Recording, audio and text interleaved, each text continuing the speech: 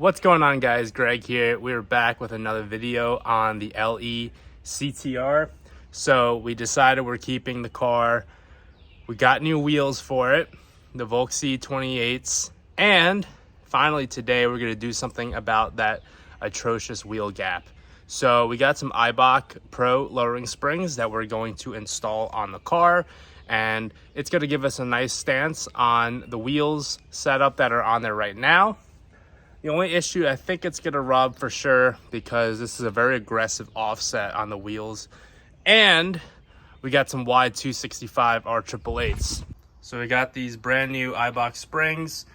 I'll put the link in the description to where you can purchase these. Did a lot of research on springs for this car.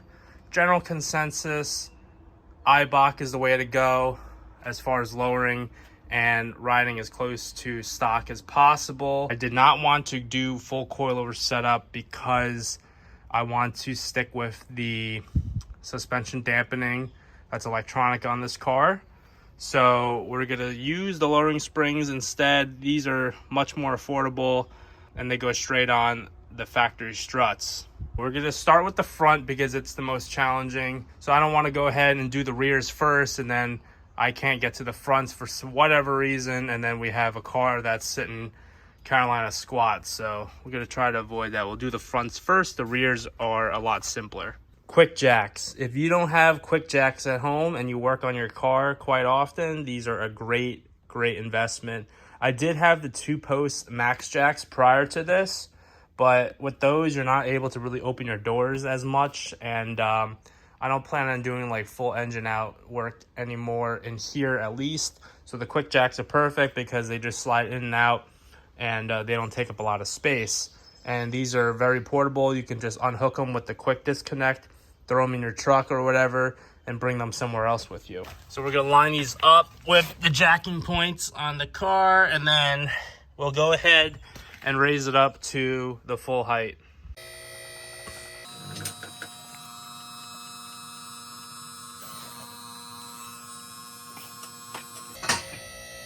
So you heard the first notch, and then we're gonna go all the way to the second one, and then it'll automatically lock itself for safety.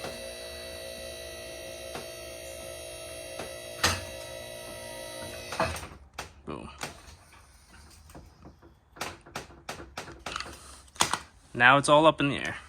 All right, so we're gonna start by taking off the 2 front wheels because we have to disconnect the sway bar end links on both sides.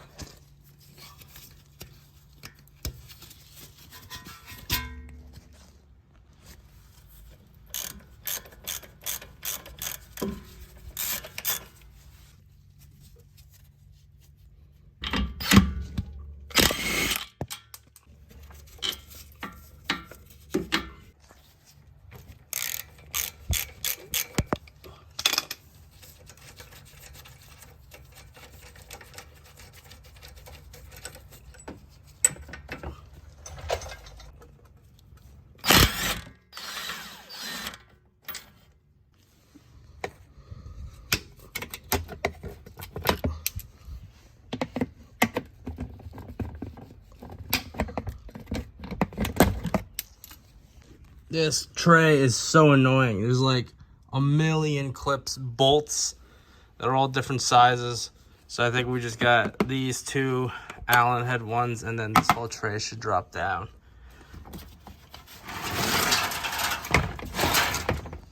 Whew. Now we got access.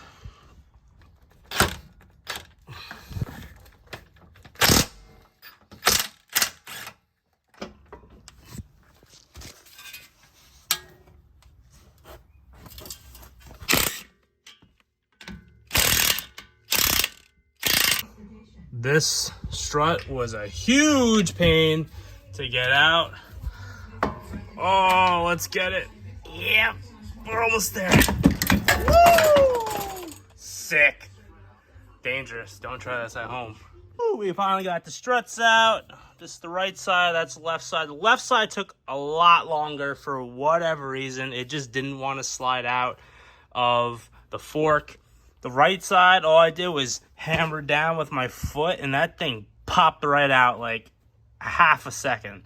Thing just went boop down. So I'm happy because I thought this was going to take me forever to get the other side done, considering how much time the left one took. We got our spring compressors. You want to make sure you're using a good one. I think this is OEM Tools. Got it from AutoZone. It's heavy duty. I've had some pretty sketchy ones in the past, and I threw those out. These have like the lock pin, so if they slide off, you know, the spring, it's not going to shoot out in your face. So that's a nice safety feature. So what we're going to do is we're going to compress the spring, and then we have to remove the nut that holds on the top hat, like that. All right, so we got that top hat off. Now for the bump stops, we have to trim 20 millimeters off the factory bump stop. This thing is the bump stop. We got to measure 20 millimeters and then just cut it off. And then we can go ahead and install the new Eibach spring. It says front right here on the part number. Make sure you install it with the logo facing up. 20 millimeters literally measured up to this first section of the bump stop. So we're going to go ahead and just cut that off. When we take the old spring off, we want to make sure we use the same top and bottom rubber grommets here. So here's the top one. I already put the bottom one on. So we got to slip this on, and it's going to go over the shaft. And then we'll go ahead and we can put the top hat back on. I had to make this gadget here. It's a vice grip 18 millimeter socket and a 6 millimeter Allen wrench thing, and it goes in like that. And then while you hold the Allen in place, I can then tighten the lock nut down. So now that's down, we should be able to remove the spring compressors and then go on to the next one. That one would be a lot easier. So I did the left side first, and then I did the passenger side. Passenger side, second time is always a lot easier because you learn from the first one. We're gonna throw these back into the car, and we're gonna try to wrap up the fronts. Definitely take your time with this. The fronts are always gonna be tricky with these Type Rs. The back is actually a lot simpler. It's like 1 or 2 bolts. You drop the control arm, and then you jack up the spring, and then you put the bolt back in. That's literally it. Right side, I basically just push the whole hub forward so I can have some more space here. And I just very loosely threaded on the 3 nuts for the strut. So now we got it inserted into the hub, and we're just gonna, I would get a jack and just lift up the hub. That way it just slides up. But to help, you can spray a little bit WD-40 in here to make it go in a little bit easier. All right, so we got the whole belly pan back in. That was so annoying to put back on. It's actually easier to put on than take off, I guess, because you just literally pop them in. But we got the oil change belly pan back on. We got the other belly pan back on that covers most of the front end. So we're good on that. So now we just gotta finish touching up the final accessories on the hubs. So we got the rear wheels off. We're going to do the rears now. So in order to do the rears, we have to disconnect the end link bolt right there. And then we got to disconnect this lower control arm bolt.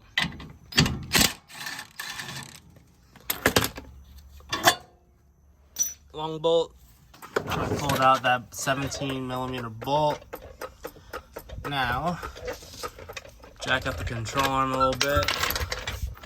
So that way we can pull the bolt out nice and easy. All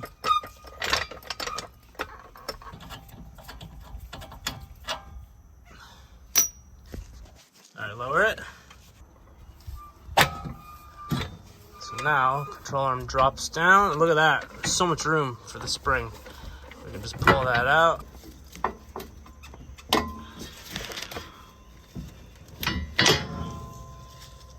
Damn. Easy peasy. The whole spring just came out just like that, and then we're gonna transfer over the rubbers to the new spring and then jack it back up. Why can't the fronts be like that? All right, new spring is in. Make sure the little rubber things are coming out of the bottom from the grommet. And then now we're gonna jack this up. Get those holes lined up. So now we can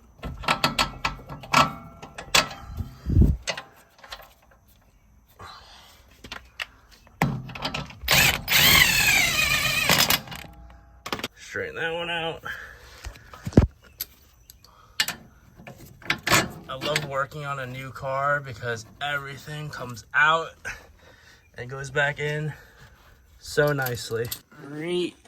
We are lowering it down. Everything is done. It's gonna look like it's sitting high because they're brand new springs and they need some time to settle. But already off the bat, I noticed that it is a little bit lower than factory. So the rears are looking good. The fronts are definitely gonna rub. But we'll just have to add a little camber. It is looking nice.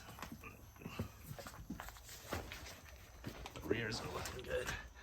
All right, guys, that wraps up today's video. I've actually been driving the car around for a couple of days after the install just to let the suspension settle a little bit more and see what the final ride height would look like. I would say the rears actually sit a little bit lower than the fronts. I heard that's a common issue with the springs. So people typically get like 1-inch front lowering springs and 0.8-inch rear lowering springs, but the Eibachs are, I think, the same front and rear. So I just gotta deal with it. But I ended up getting the wheel alignment done at my buddy's shop today.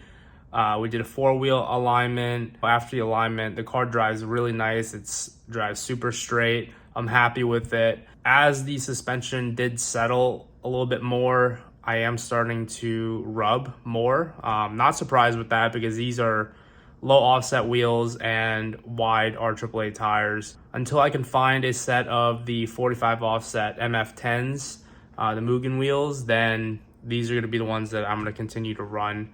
But those are the dream wheels right there. And I think King Motors is gonna have them in stock sometime in June. So I'm looking forward to that. Fronts rub on big dips and they don't rub on full lock turns, which I'm really happy about.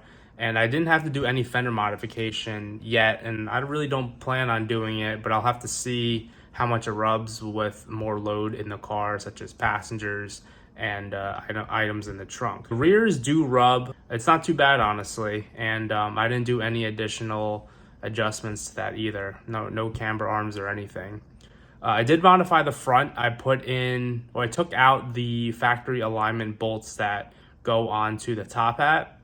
So all I had to do is put a nut onto it and just put a drill and spin it and then pull it out. And you get a little bit extra camber in the front, I think up to like negative 1.9 degrees. But I already noticed that it's rubbing a little bit less after that. So also pretty exciting news, I got this new camera.